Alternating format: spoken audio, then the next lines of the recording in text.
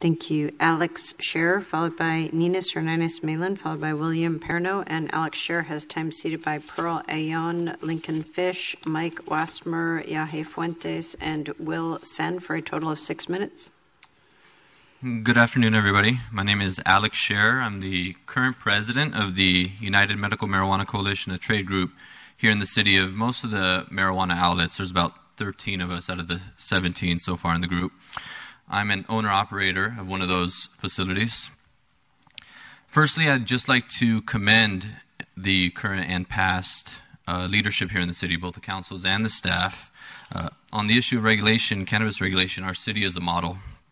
I used to often look at Oakland, probably the first city in the state to begin regulating dispensaries. They've had their permitting program in place since 2004, over 13 years now, 10 years ahead of us, and we already have double the amount of permitted marijuana stores and deliveries than they do, with even more still in the pipeline. So it's wonderful that the city has been so progressive in this regard and is now willing to take the steps necessary to regulate the ancillary elements of the industry and ensure that the regulatory program in San Diego is sustainable, inclusive, and economically and socially valuable to its citizens. Our view as the group on the proposed regulations today are extremely supportive. Quite frankly, and this is always the case, it's about finding a balance in terms of the cap per district. Currently, it's suggested a cap of 2 per district with 18 total. Most likely it will be less because a lot of these zones aren't found in a lot of these districts. And if you layer the sensitive use distance requirements on that, it'll knock some other potential sites out. And really for the industry to be viable, meaning the legal supply chain is able to outcompete with the black market and the city to secure the maximum value for its efforts in terms of tax revenue and a viable public health and safety policy, the city is going to need more than what's proposed. And I'll explain. The tax rate for the local city is starting at 5%. We have 8% BOE and a 15% state use sales tax. That's a 28% tax rate the first year. And that's just on the retail side. There's also substantial taxes on the non-retail side from the state and both from the local tax. So if we don't have a competitive and robust production market, prices will skyrocket, and this will unfortunately give the well-established black market an enormous competitive advantage that we already are having a hard time dealing with. Each sale not done in the regulated supply chain is revenue taken from local infrastructure. Money for fire, police, schools, libraries, social safety net programs. These are diminished if the program doesn't account for the need to have a more robust production market. Secondarily, even just to provide for the size of the San Diego market, as proposed right now, our stores would need a purchase from outside the city.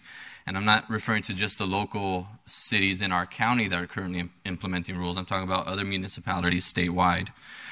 This exacerbates the loss of revenue for the city budget and really directly transfers wealth out of San Diego to other municipalities.